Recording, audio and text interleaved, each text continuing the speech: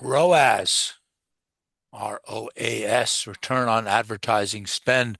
Words that strike joy, fear, attention of every marketer. Suppose I told you I have a magic wand over here. It's a pen, but go with me. And I could wave this thing and I could raise your ROAS by 20%. I bet that some of you would give your right arm or your favorite pet for something like that. But, with every fairy tale, there's always that evil dark side, and this is one as well.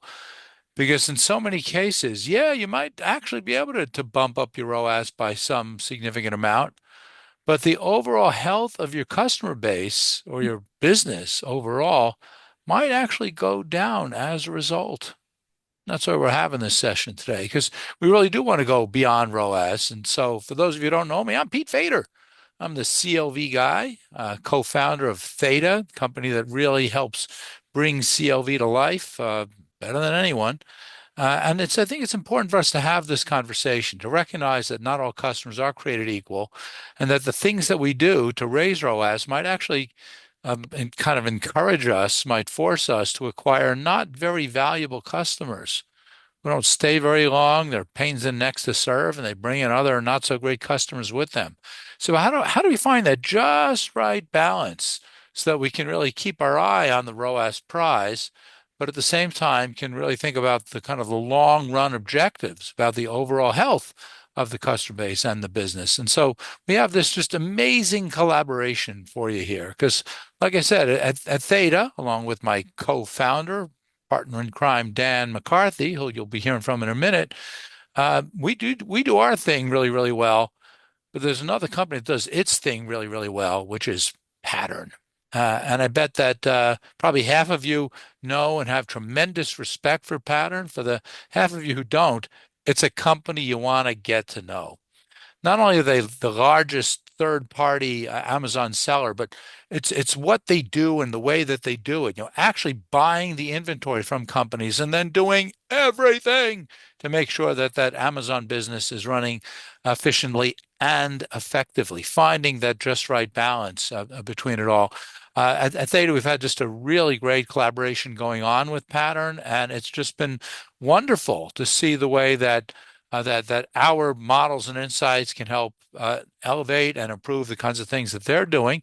But likewise, just the incredible visibility and respect that they have with so many firms that sell through Amazon, which is to say, so many firms that sell. And so it's just a real pleasure to watch them help kind of spread the gospel of these kinds of best practices. And we want to get into it. And from the Pattern side, we have Ryan Stegel. Ryan runs strategy over there.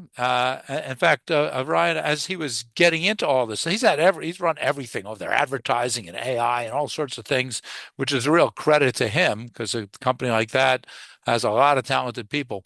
He actually first cut his teeth on this kind of, customer economic stuff with a company called Thorne supplements company that some of you might not have heard about until this week. Just sold to P&G for $3.8 billion. Of course, one of my former students, Colin Watts, is the CEO over there. Coincidence?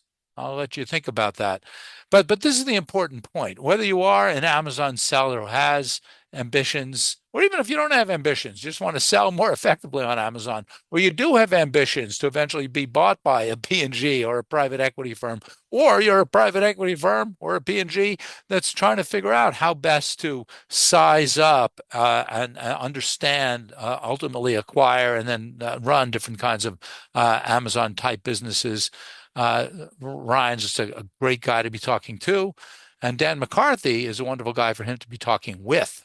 So, with that, I'm going to step out, let the experts go at it, starting with Dan McCarthy. All right. Well, what an intro.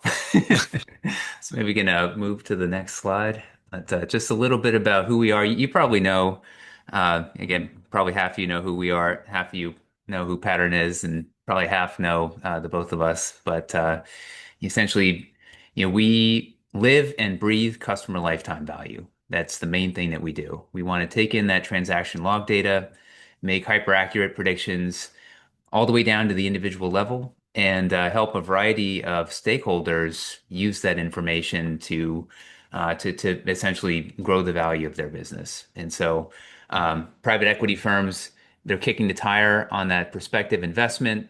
Do we do it? Do we not do it? Should we be aggressive in our bid or not? Well, uh, really want to make sure that we look to the transaction log data to understand when we acquire customers, are we creating value or are we not? And so it's incredibly important whether you're looking to make an investment in a firm like this, whether you're on the other side, you are the company, and you want to know, are we growing value as much as we can? And then when you're kind of on the other side of the transaction, let's say that the company does get bought, what do we do? What's the value creation plan? I think this sort of understanding can be incredibly valuable. So, and maybe Ryan, I don't know if you want to give any other words about kind of patterns, kind of unique data position. Yeah, and across pattern scope, we look at marketplaces globally, beyond Amazon even, and try to dissect this data at the most granular level we can. We work across over 300 brands as well that we apply these analytics and findings to as well. That's great. Yeah. So yeah, I'd say it kind of speaks to an important point. Beggars can't be choosers, and a big question is what is the data that's available? So we'll be kind of touching on that as we kind of move closer to the end of my slides. But yeah, to the opener that Pete had given, a big question is what is the target that we're shooting at? And I think for a lot of companies, what they're shooting at is we're spending ad dollars. How can we make the most revenue from that today? That's usually what it ends up being operationalized as. And so revenue growth oftentimes is one of the key indicators of success. And if you're a young firm and you're sending out that latest investor letter, oftentimes one of the big first things that it says is, we got this much revenue coming in direct, we got this much revenue coming in from Amazon, this is how much it's grown. And revenue growth then is kind of one of that big first things. But what we would say is that the key to profitable growth and to the ability to sustain and accelerate growth is by focusing on customer lifetime value. Are we making a lot more profit off of customers than we spent to acquire them in the first place? And so that's really what CLV should do. And it entails this kind of series of other predictions. The first is, how long are they going to stay? The second is, how many times are they going to buy while they're with you? And then the third is, well, how much of that do we get to keep as revenue and then ultimately as profit? And you kind of take that, subtract off the amount that you spent to bring them in the door, and that kind of gets you to the overall profitability of the customer. Obviously, there's a lot of other things that customers can do to indirectly generate value, like refer all their friends, post about you on social media and things like that. If that data is available, great. Oftentimes it's kind of hard to collect that systematically, but when it is available, that can be incorporated. But we would separate that from the direct relationship profitability that you get from the customer themselves. And that's what it tends to come directly from the transaction log data. So it tends to be something that's very systematically available, and it's available for pretty much every firm. So that's how we would define it. If you kind of flip to the next slide, the the way that you'll often see it being represented by other companies is they'll say, well, yeah, we do lifetime value, but then you kind of ask them, well, so how do you define it? And they'll say, well, first it's revenue based, not profit based. Second, it might be just all of the historically realized revenue that you've gotten from your customers. And so there's no kind of forward-looking component. And then the problem is if you have customers that were acquired relatively recently, you haven't gotten much revenue from them, but they haven't had an opportunity to become valuable customers yet. And so there's just all sorts of problems with definitions like that. So whether it's triple whale, Google Analytics, yeah, oftentimes that's not going to, we would just say it's an interesting measure, but it's not lifetime value. And then to the data question, again, the data is just not there on Amazon. Yeah, I wish that we had that sort of data, but it's not there. So, that little card at the bottom here, this is kind of a series of just a few of the many things that make this a hard problem. And these are some of the things you'd really want to make sure to incorporate to actually have an accurate model for lifetime value. But again, the key I want to emphasize is it's very different across the customers. 95% of your customers are not worth very much. 5% often are amazing. They've got different costs of acquisition. You want to account for those variable costs. You want to account for various time-based effects and whatever else might be going on. And it's a complicated problem, and that's why Pete and I we've been spending many many decades just doing this stuff. So if we can move on to the next slide. So then there's the question, especially for the PE people in the audience today. Well, how do we actually link these customer predictions to valuation? And that's basically the essence of what we call customer-based corporate valuation, or CBCV. It's the topic of my dissertation. That's one of the big things that we focus on at Theta. And essentially, in a nutshell, it is how finance professionals think of valuation as well. There's no difference between this and a DCF model. You've kind of waved that magic wand. I'm going to use another pen as well. But if you could wave that magic wand and it could tell you how many customers you're going to acquire in the future and how long they're going to stay, then that has to give you how many customers you will have over time. And then from there, if you knew how often they're going to buy and how much they spend, that gives you revenue. And if you kind of give a revenue forecast to any investment banker or any private equity analyst or associate, they can go to town with that to work that all the way down to free cash flow and then ultimately to some fair value estimate for the enterprise and for the equity. And so again, this is basically DCF valuation, but the main thing that we need that kind of makes this special is we have these predictive models that are very well validated for customer adoption, retention, purchase frequency, and spending. And so we have that down at the individual level. And so essentially, if we have all these predictions for every single customer in every time point, then if we just kind of sum up all the resulting spend within a particular quarter, well, that gives you revenue. So conceptually, it's very straightforward, but obviously the key then is that you actually have good models for each of those processes. So I'll just kind of very quickly go through one example. Warby Parker. They actually just released earnings. I don't know if anyone is continuing to follow them, but they released earnings about a week ago. We'll kind of talk about that at the end of this. But when we were looking at them, they were in the process of going public. Actually, I think technically this was a DPO, not an IPO. But we kind of looked into their data and we said, does the data suggest that they're a healthy firm or not? And the great thing about Warby Parker is they released a whole bunch of really good customer level data.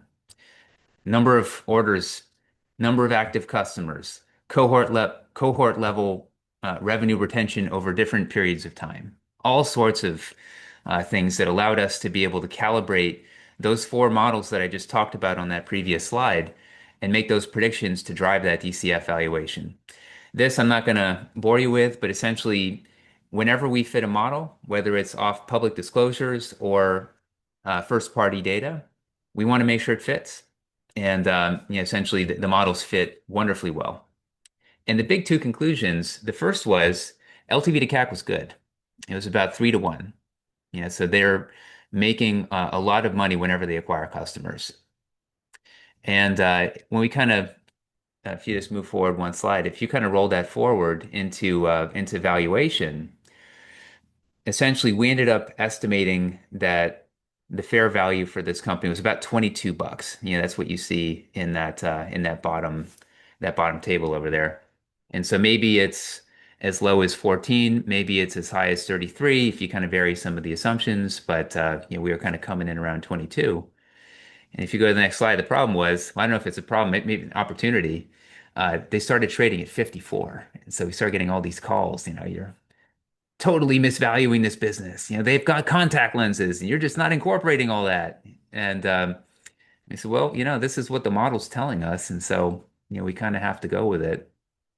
But what ended up happening was first there was a whole bunch of media attention that kind of came around all this, and the stock price just started to fall. And this was kind of a chart showing the evolution of their stock price post IPO, and you can see it fell from 52 down to 22, all the way down to 12. In fact, it traded even lower than that, and it traded so low that we were like, well, if we weren't totally off earlier, maybe this is a buy opportunity. And so did a bunch of work, a bunch of follow-up work, concluded fair value is about the same, still about 21 bucks.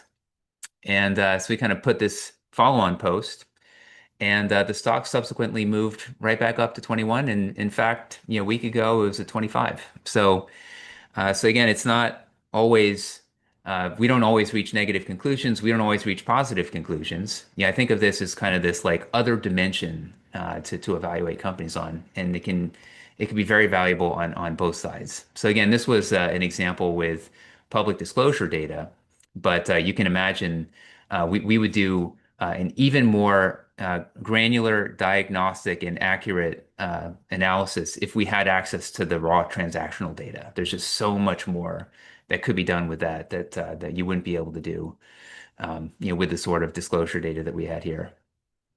So maybe if we just kind of move to the next slide. This was just a very quick one slide. Imagine if we did have the granular data. This is a situation that uh, can happen a lot. You're a PE buyer. You've got that deck that you got from the company. Always has this revenue forecast in it. It says revenue's going to go like this. And you kind of roll your eyes and you say, "Oh yeah, okay.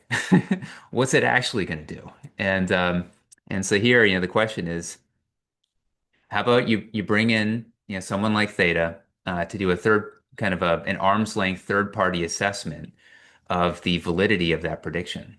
And again, it's a way to be able to take that forecast and say, well, what would that actually require? And is that actually consistent with what the historical data would suggest?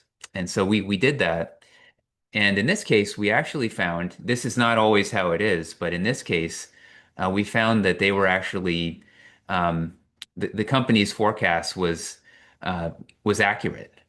That increase was like legitimate. And so we said, I actually do think that there will be a pretty substantial expansion of EBITDA next year. And not only that, our prediction of what would happen over that next year ended up being more accurate than the company itself. And so, I think the two lessons from this, one, having really good prediction models can allow you to build conviction and really assess the sort of claims that you might see in the sim that you get from prospective investments. And second, if you have the right models, you can actually do better than the management team. So it's certainly possible. So yeah, in general, that's kind of what we do. Uh, Understand valuation, but understand it through this customer lens, not just the traditional top-down lens. And that can be really complementary and very diagnostic, which is kind of the second big thing. You kind of get to that estimate of what they're going to do in the future, but you also understand these pockets of the business are much more valuable. These pockets of the business have very low, LTV to CAC, whatever the measure might be. And so post-acquisition, maybe we can actually expand the value by reallocating more of the company's budget towards the parts of the business that are doing the best. And in doing so, when the time comes to sell that investment, you can actually communicate the value proposition and have, a lot more enterprise value, which was obviously the case with companies like Thorn. So yeah, so I'd say, that's kind of the promise of what we do. But the big limitation, which is why I think what Pattern does is amazing, is you'll have a lot of these businesses. They've got the sales that come in through the stores, got the sales that come in through the website, and they got the sales that come in through Amazon. Stores and website, first party data. Oftentimes, with the right systems, you can get a pretty good handle on that. But the data that you get from Amazon kind of out of the box is oftentimes relatively poor. And so we might often say, well, we're going to need some other way to think about that because we just don't have the data availability to kind of work our magic in the same way. And yeah, I think the big unlock of pattern is just the ability to shine a whole lot more visibility into what's going on through that Amazon business. So I'll leave that to Ryan. Yeah, amazing. This is such a fascinating concept and a core principle of what we do at Pattern in focusing on maximizing incremental value and looking at where can we cut costs for the brands we work with to be able to maximize opportunity with them. We live with a lot of within the realm of a lot of slim margins, and so we have to work in this space and help scale brands while also covering what we need to cover on our side, which is just interesting because not a lot of companies out there purchase the inventory of the brands they work with and become invested in that same way. So with us having skin in the game, we think about this principle and concept of half the money you spend may be wasted on advertising. We just never know which half. This is something that was quoted from John Wanamaker over 100 years ago now, and trying to think about, okay, what attribution models do we have today that make it more possible to understand the half that we do know, and then bleeding more into that other half of what we don't know. We think about this from three different lenses usually when it comes to unit economics, order economics, and customer economics. Thinking of things like cost per unit sold, units per order, value per order, customer acquisition cost, lifetime value. We even look at the predictive side of this of potential value from customers and correlating ad spend to potential value and that customer acquisition cost. So taking everyone into what we're sharing on this slide, maybe going back to your marketing classes in school of looking through the marketing funnel, understanding the customer journey that sits within that, and where can we actually track that information and data across the full marketing funnel? Where does the value come from? And then where does the cost lie within that? Let's go. Yeah.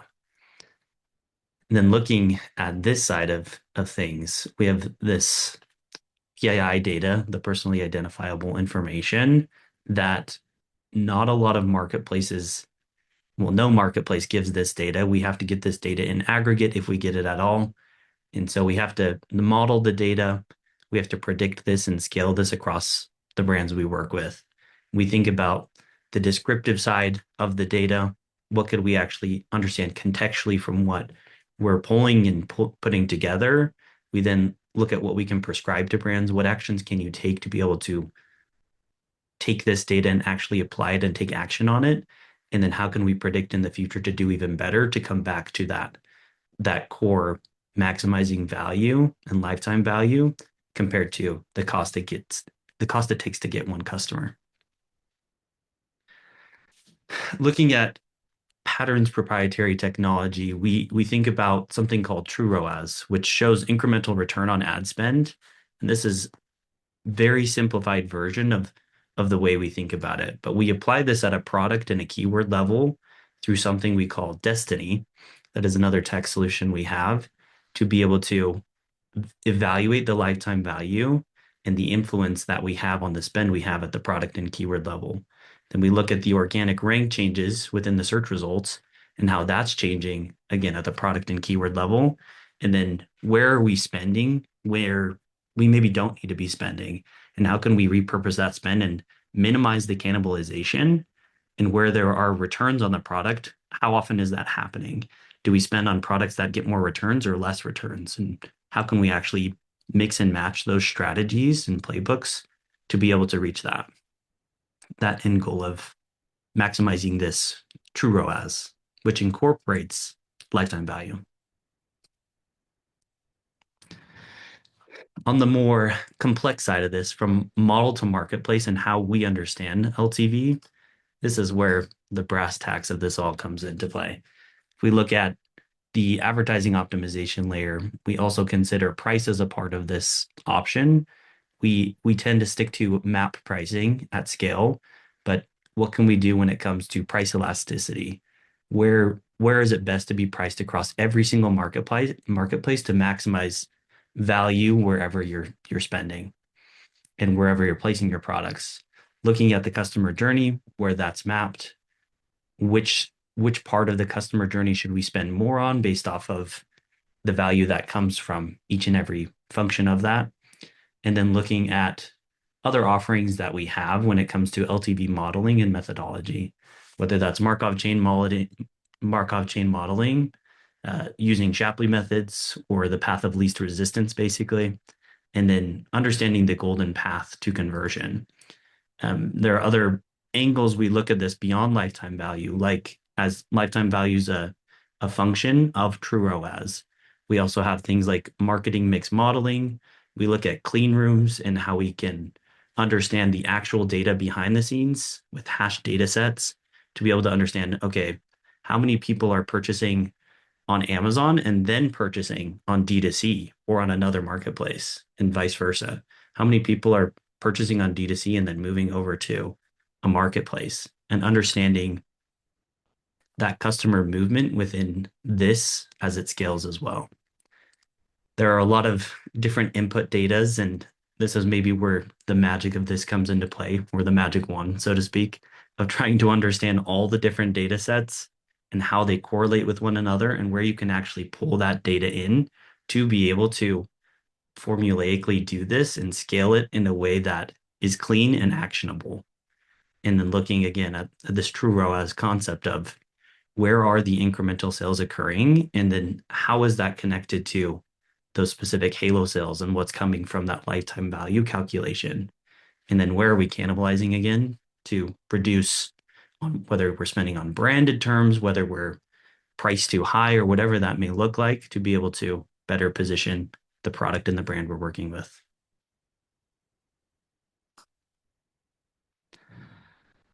Last but not least, this is proof that it works. Very similarly to what was shared above by Daniel, we've done this same strategy and looked at this across every brand we work with, and how we can actually pivot the playbooks we're spending in, looking at the different angles in which customers are coming in to each marketplace, to be able to understand where we need to push and pull to acquire new customers. And being able to see this level of data in aggregate format for products and keywords and scale that with data science and modeling allows for this to be very impactful and powerful. Moving into places of like when you see something like an average ROAS of 5.6, I basically almost cut off every time like 33% of that to give me a true ROAS because of the cannibalization patterns that we see. And then looking at what's happening behind the scenes when it comes to LTV and customer acquisition cost of getting something like a 9.6x, which is honestly very high for the standard. And so being able to evaluate that and see that across so many different brands, we can start to make those patterns and cross-reference that data in that same way.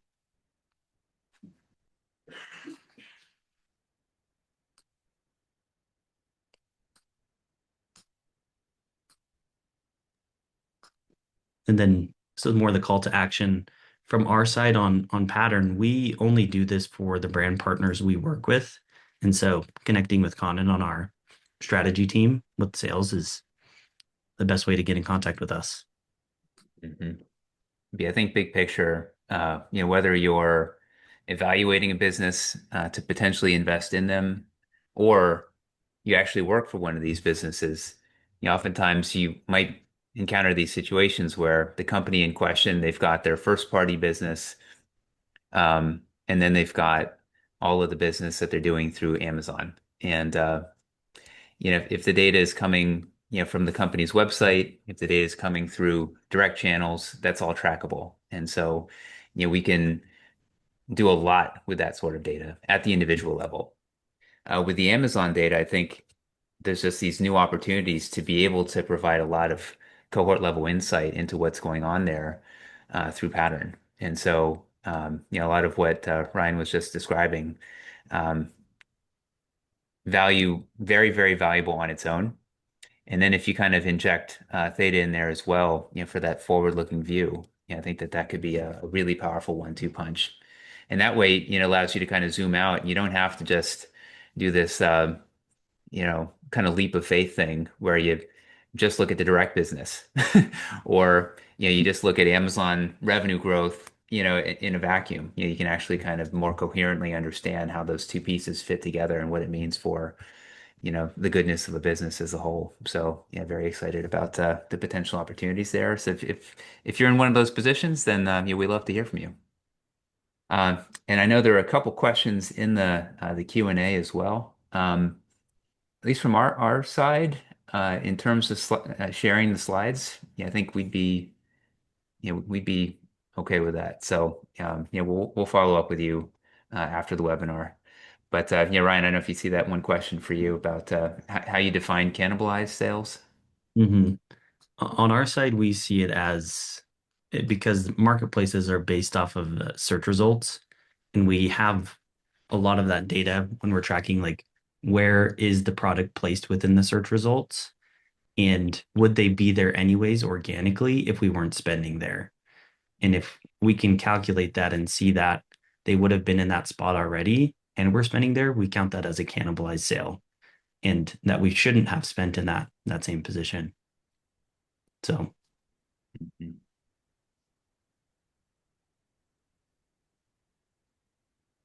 Yeah, excellent. Yeah, I don't know if there are any other questions that anyone has. This would be a great time to jump in. Alejo Lopez. We're trying to expand the CLV concept into small e-commerce that use mainly Shopify. 77% of customers never come back after the first purchase. Yeah, I mean that's very common. One of the things that we've seen both across Theta and at Zodiac, which is the firm that uh, Pete Fader and I had started before we started Theta. We've probably run the numbers on 450 or more companies as part of paid engagements, and for the consumer-oriented businesses, 40 to 80% of the customers are one and done. That tends to be the range. And so 77% is actually kind of normal in that sense. I mean, it's closer to the top end of that range, but um, again, it's kind of par for the course. It's a problem for a lot of models that basically assume kind of some degree of homogeneity, that people are the same. Our models embrace the fact that they're different, and oftentimes, when you use the right model, um, you can kind of better predict what that 77% is going to do by looking at the patterns across the people who do repeat. And so, with the right model, that's absolutely not a problem at all. Um, Within reason. So definitely caveats, but certainly, yeah. If you had any follow-up questions to that, love to take them. How exactly do you put ad spend into a specific high-value customer after obtaining the data? yeah, Hmm. we can see this lifetime value not only from like a customer grain, we can see the value that's coming from specific granular levers that we pull from the advertising side to be able to say, hey, we're getting this many new customers from this specific keyword, and then we spend about this much within that same month.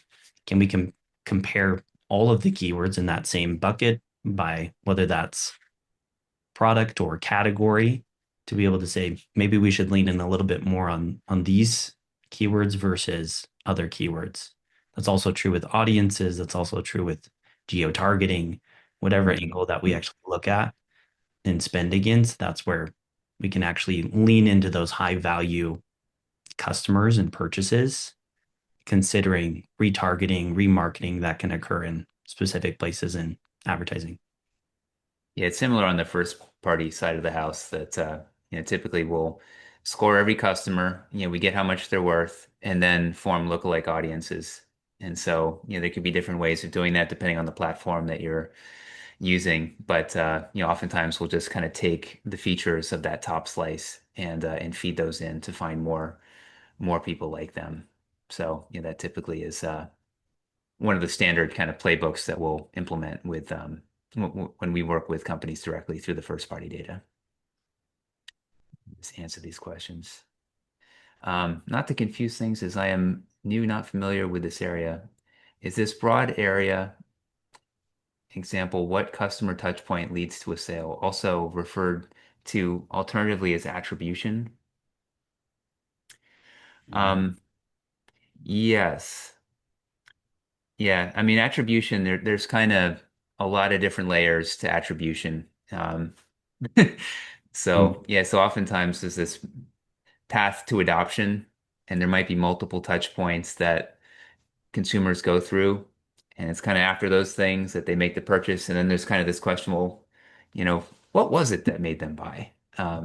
That typically is the attribution question. Obviously, there's kind of really simple attribution methods like last touch that give you an answer kind of right away, but are not typically all that realistic. Um, Mhm. And but we yeah. Mm, we look at this from our side as there may be a difference between attribution and modeling, as in there's last click attribution, there's first click attribution, there's custom attribution based off of the touch points of a customer when they're going through the journey of purchasing. And then modeling that data may be different because we're getting an output of this data and then contributing that to areas where we think they'll spend in the future, or we think where the customer is going to actually purchase. So, mhm. Yeah, we'll often say, yeah, if you kind of get that newly acquired customer until they churn, we get their value after acquisition. And then the mhm, question is, how can we explain that variation as a function of the things that we can do against them? So, strictly speaking, LTV is not necessarily an attribution exercise. The attribution is often what kind of comes in on the back end to activate against the results. mhm. And we not only think about this on the advertising side, of course, we look at the organic data, what is happening with each of the products that we're working with the brand we're working with, how can we scale not only attribution, but also the value and the modeling after the fact as well. Mhm. Pre-acquisition data, what are the key factors? Uh, Beggars can't be choosers. So, and this actually speaks to one of the other questions about B2B versus B2C. B2B firms, you tend to have more pre-acquisition data because you have a smaller number of customers, but they tend to be bigger, and so you've got the touch points that you log in Salesforce or some analogous system. Um, so usually, what we would say is, we're kind of agnostic to the form of the pre-acquisition data, but if we can get those accurate estimates of what they're worth, it's the pre-acquisition data that can often really help.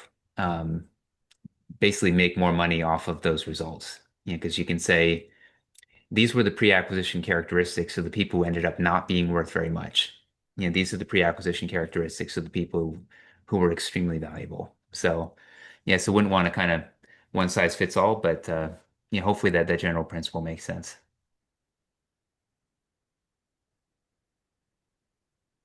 Uh, is the cannibalization calculation just a way to measure incrementality? Mhm. I would say it's a part of that equation.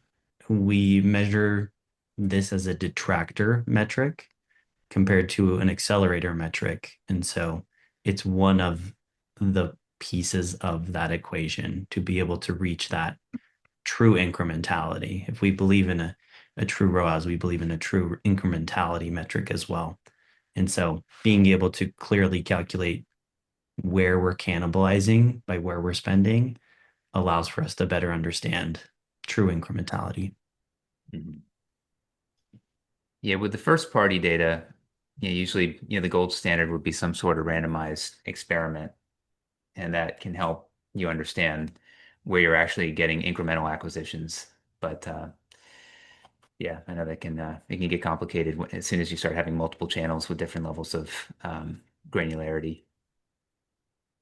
Um, I think you're looking at customers once you have them. Can we use the data to acquire what would be high CLV customers and avoid the low CLV?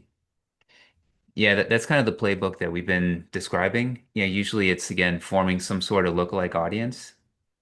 And obviously, then the big question is, does that hold up when you kind of lean more heavily into, the segments that have been high value in the past?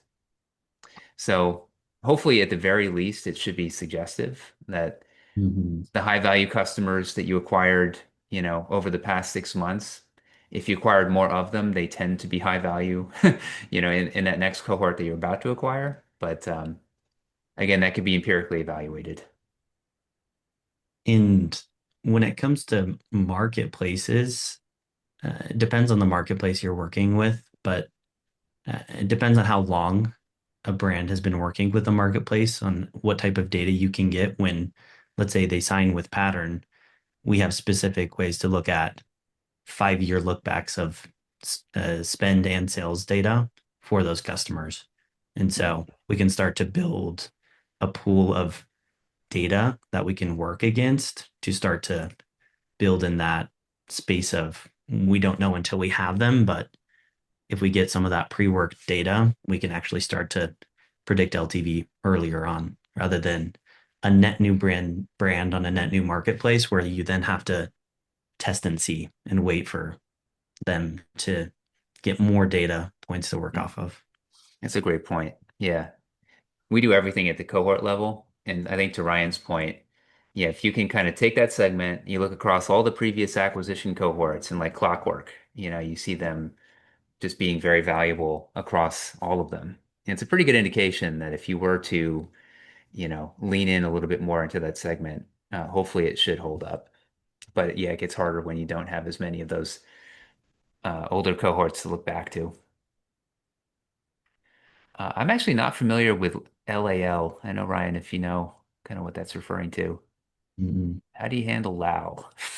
Um, but yeah, maybe if you had a follow up on that, just want to make sure I answer that correctly. I'd say consent, the great thing about the first party data is, people are transacting with you, and so the transaction data has to be high fidelity. So, um, in a very privacy centric world, Look like you still got the transaction data. yeah. Um, I yeah, I think don't know if there's any privacy angles with. I think LAL is speaking to lookalike audiences. Hmm. And so when it comes to LAL, I mean, all the data we work with is hidden behind PII dimensions. So we can't see that anyways. It's handled on the marketplaces side that we work with. And Hmm. so if we want to build a lookalike audience based off of the audiences that we're seeding it with, that's the way that passes through to maintain privacy. Yeah. Yeah, I wrote an academic paper about that, about Apple's app tracking transparency. And that was kind of something that degraded our ability to track and measure and attribute, transactions to specific customers. I think as Ryan is saying, what the firm would do probably wouldn't change very much, but what it did was it basically lowered the effectiveness of the ad spend. So it still is a valuable exercise, but you'd probably have like just a downward shift in the effectiveness of the spending because they won't be able to target people quite uh, as precisely as they used to. But it's gotten better. They've done a lot of work to kind of remove, to kind of move to algorithms and methods that are able to kind of still do a good job of tracking. Could you guys, maybe we'll take another few more. Um, Mhm. Can you guys go more in depth on how exactly Pattern is getting the cohort level retention data from Amazon? Yeah, from my understanding, most of the data is on an ASIN level, so I'm curious about that model. Yeah, we look at it from ASIN level for sure. That's a good place to start from the product level. And then there are other angles that you can tap into this data depending on how you want to pull it or what queries that or APIs that you need to connect to be able to do that. But Amazon has a lot of details that you could read into on how they can give you that data. It also does depend on if you're 1P versus 3P on how you actually reach that data. So Amazon Marketing Cloud is a good entry point to that. And there are other angles to dive deeper after that. Hmm. Yeah, NPV, I'll shoot me an email. Yeah, we can send over some resources about that. But cost of capital, take the revenue data, scale by the contribution margin. But yeah, we've got a lot of opinions about what should and should not be factored into the contribution margin. Returns absolutely should be factored in. And if you don't, one of the things that can happen is it looks like you have kind of improving cohort level goodness, but it's just because the more recently acquired cohorts have had less opportunity to return stuff. So um, you see, you typically would want to use some sort of a second model, which we do, to kind of account for expected returns. And that kind of makes all the cohorts more apples to apples in that way. And then maybe one last one. Question on a CPG brand. If a large amount of our spend is controlled by audience modifiers, the search result page would look very different on certain terms based on whether or not you're a previous buyer or not. How do we think about campaigns with high audience modified bids? Mm, very detailed question. Very good question. Uh, It depends on how you are tracking those pages and if there are different customer sets that land on each of those pages. So if they're repeat customers reaching that space, you may be looking beyond something like a customer acquisition cost and may want to start considering how to calculate repeat customer cost. A lot of times, I would say a mistake that gets applied to this is that all spend goes to new customers. But Hmm. really, there is a difference between spend that goes to new customers versus spend that goes to repeat customers. And that's where you have to define the difference between the two to know, hey, what percentage of my spend is going to new customers versus repeat customers? And how can that be differentiated by the pages they're landing on or the specific journey that they're landing on? Yeah, couldn't agree more. And we've seen that a lot as well, that they'll just say CAC is marketing spend divided by ads. And Yeah. the marketing spend might be 50% allocated to generating repeat orders. So typically our rule of thumb is all the acquisition related spend is what dings CAC. All of the other spend is what dings the contribution margin. So you still want to account for it, but it would just be in a different bucket, and it can lead to different answers for what CLV should be. All Definitely. right. Well, I think we're at or potentially even overtime, but yeah, these are some awesome questions. So yeah, great to Thank see you. them all coming through. So but yeah, yeah, thanks so much for being here. Yeah, this has been hopefully informative and insightful and hopefully, dare I say it, even fun. If you have any other questions, please reach out to us. We'd be very happy to speak with you. And again, hopefully, if you're in one of those, if you're involved with a business like this, we'd love to hear from you to potentially collaborate together. So yeah, so thanks so much. And Yeah, no problem. Thank you so much for the time, and we appreciate it. We appreciate the mhm. partnership, and thank you everyone for tuning in. Alrighty, See take y'all. care.